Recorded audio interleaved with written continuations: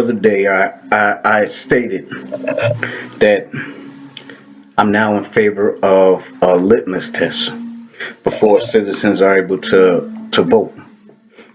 Well, I must apologize. I must apologize for not stating that shit sooner.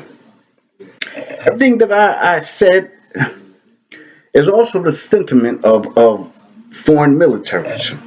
You schmucks, while the media was worried that China did not congratulate Biden, they failed to realize that North Korea wasn't in attendance either. You schmucks are upset. Biden is indicating that that if he is inaugurated, he's going to by executive order impose a national lockdown. Yet and still,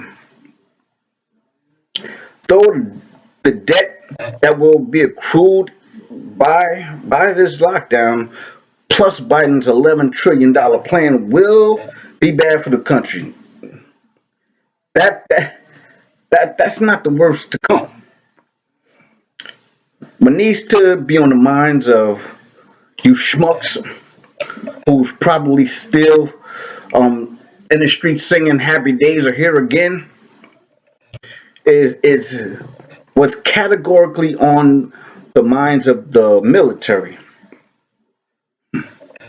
and that is hoping that Biden does not relieve them from helping to secure the South China Sea.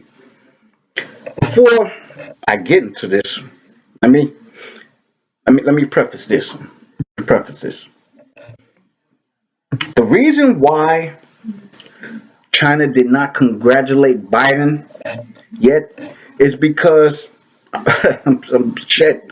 I'm sorry to say, but unlike most of them, but he, unlike most Americans, understand Biden is not the official president yet because the electorate, due to still counting ballots, did not officially declare a winner. However, still, Ping Ping is gleeful for a possible Biden presidency. Now, I got that shit out the way. Uh, Let me ask you, since I got that shit out the way, let me ask you, schmucks. Um, you all have been on a crusade to oust Trump on unprovable lies, yet and still you unquestionably deny provable facts about Biden's skullduggery.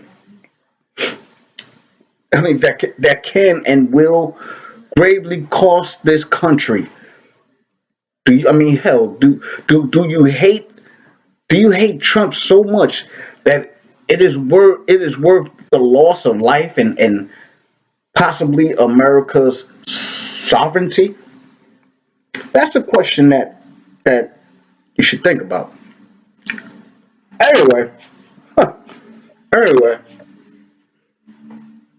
Biden's quasi-president-elect status has already gotten many countries up in arms, including our own. See, our military is highly worried. See, Japan, the United States, India, and Australia are all worried and focused on the South China Sea. It is immutable. It is immutable that China, unlike many other nations around the SCS region, has military superiority and has an an economic holding on these nations, and these connections also extends to every country bordering the South China Sea, the East China Sea, the West China, all of these seas. Furthermore, many nations are in fear of liquidation if China pulls back their loans, which that and weak militaries could explain why these nations are so quiet and they refuse to participate in the Malabar drills. Keep in mind, uh, it's not it is not troubling for different countries to participate in military drills together. However, it is highly problematic when countries that have similar bemoans um, in concomitants participate in preparatory military drills soon after a U.S. election. Notably, excuse me, uh, the the Milibar exercise is a quad national military drill that since 1992 has always been held between the months of October and to September. Alarmingly, the Milibar exercise has been for the first time held in November. In addition, by the Quad National Military's own admission, the 2020 exercise is solely for the purpose of practicing their ability to defend the South China Sea from the Red Dragon's growing power and their ability to become a superpower. Honestly, all four nations have stakes in the SCS, and that stake is sovereignty. Unfortunately, whilst this schmuck Biden, before even being inaugurated, is showcasing coercive federalism, coercive federalism aspirations for America, he will turn a blind eye on CCP war crimes. However, the four national militaries, U.S., Australia, Japan, and India, are concerned that Joe and Hunter Biden's business relationship with China would make the four countries accessible via waterway to China.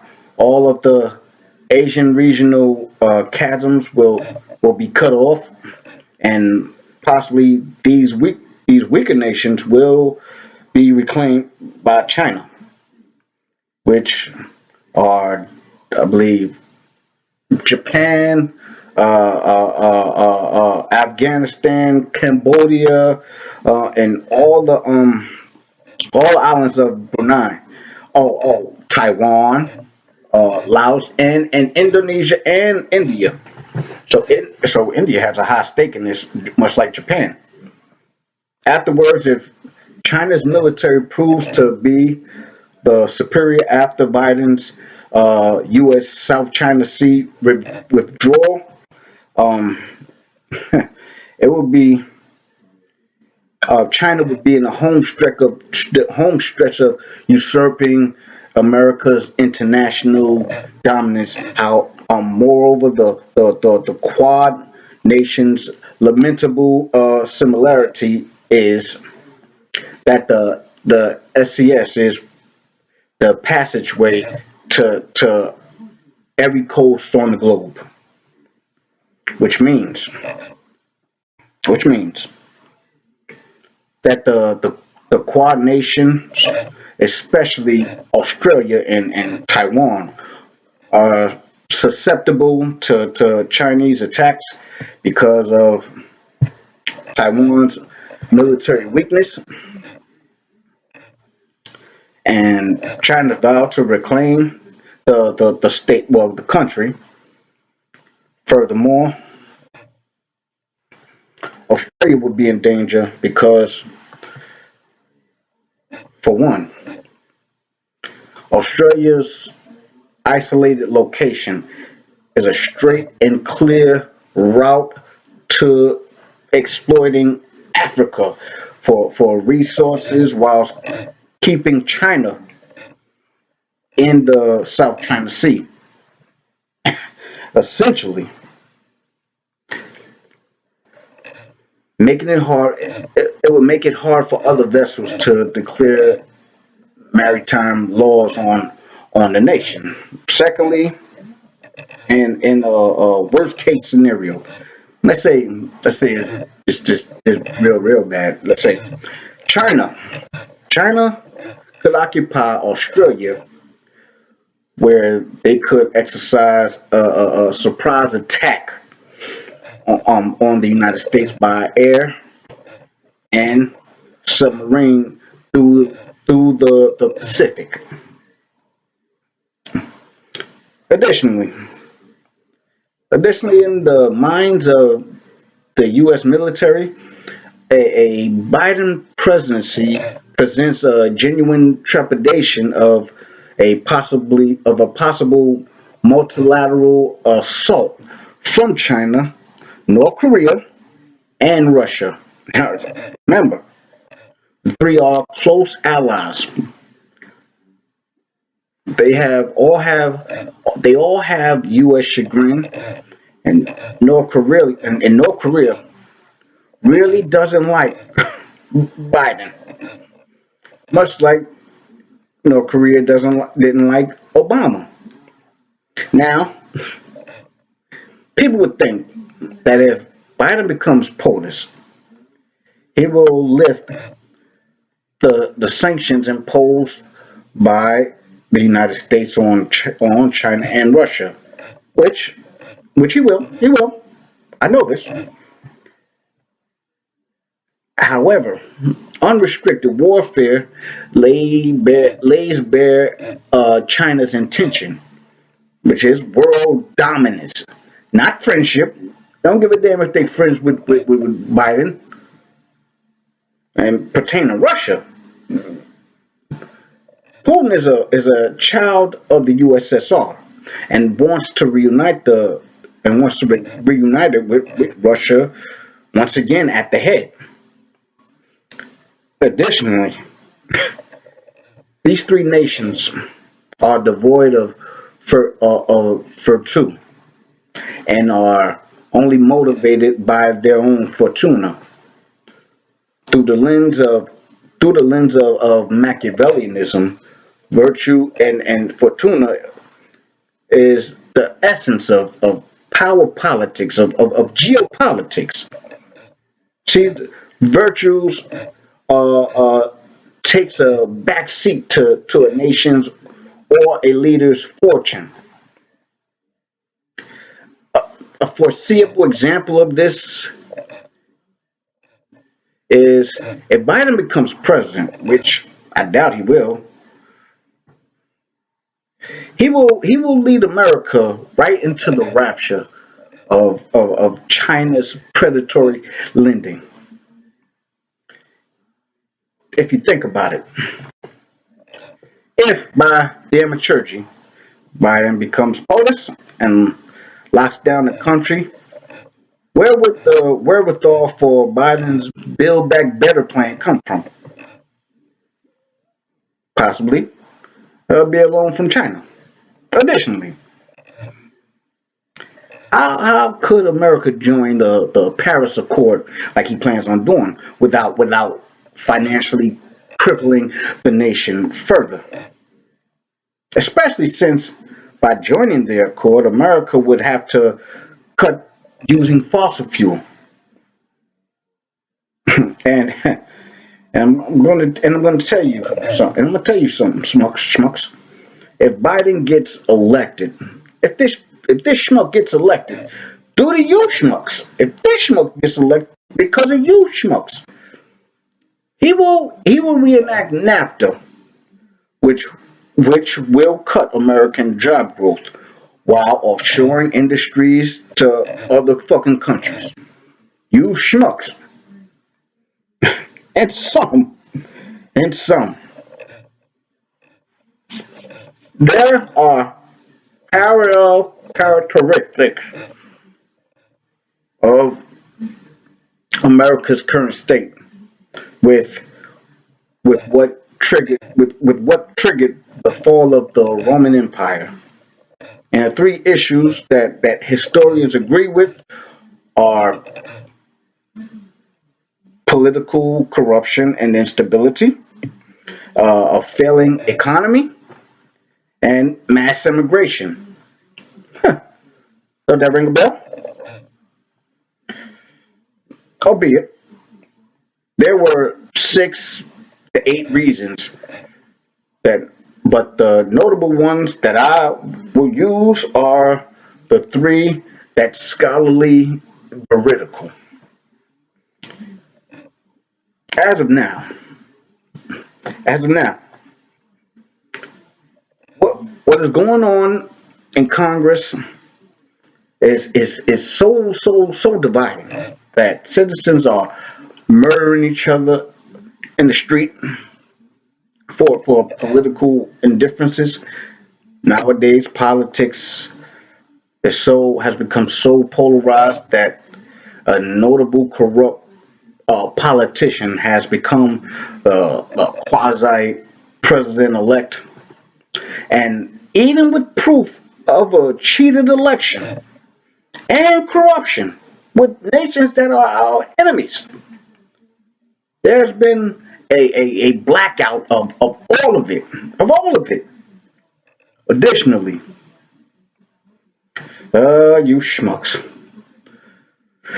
Additionally, much like Rome's failing economy shortened their military protection, Biden wants to cut military expenditure. Furthermore, he wants to hurt America's economy by rejoining the Paris Accord and reenacting NAFTA. Lastly, Rome's mass immigration caused the Huns and barbarians to sneak and surreptitiously and um to kill senators and other people of high stratification. Now, I know this is a part of an historic epic that appears to, in a way, be repeating itself. Biden says if he becomes POTUS, he will allow 20 million immigrants in the fucking country, notwithstanding their political status or their criminal status. And that was exactly how the Roman Empire was taken by surprise by enemies of the empire. I mean, you schmucks.